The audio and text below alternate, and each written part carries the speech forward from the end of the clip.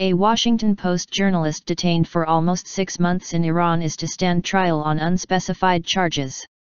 Jason Rezaian's case had been referred to a revolutionary court, Tehran Chief Prosecutor Abbas Jafari Dolatabadi told the official Irna news agency. The Washington Post said it hoped the referral represented a step forward toward Jason's prompt release. Mr. Rezaian, who holds dual US-Iranian citizenship, was arrested with his wife and 2 associates in July. The associates were released within weeks, while Yeganeh Salehi was freed on bail in October. Nightmare. In December, Mr. Rezaian was brought before a judge in the Iranian capital to hear charges officially leveled against him and was denied a request for bail. The specific charges were not made public at the time, nor were they listed in the state media. Reports published on Wednesday evening quoted Mr. Jafari Dolatabadi as saying the journalist's case had been sent to a revolutionary court for processing.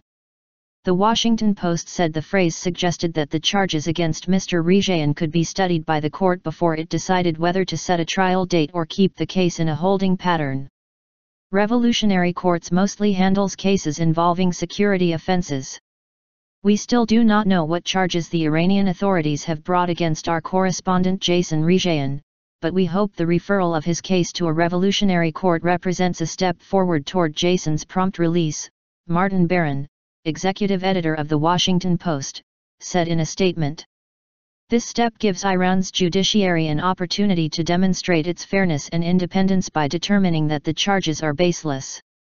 We call on Iran to make these charges public, to allow Jason access to a lawyer and to bring a swift and just resolution of a 6-month-long nightmare. Mr. Rezaian's mother had been able to see him twice at the end of December, Mr. Jafari Dolatabadi said. Mary Bream Rezaian told The Washington Post last month that her son looked very different and had lost 18 kilograms, 40 pounds. He was also suffering from health problems, including an eye infection and back pain, she said. The U.S. State Department has repeatedly raised the subject of Mr. Rezaian's detention during negotiations with Iranian officials over the country's nuclear program.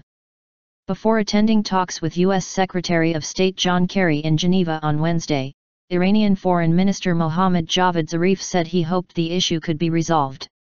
We will have to wait for the judiciary to move forward, but we will try to provide all the humanitarian assistance that we can, Mr. Zarif said.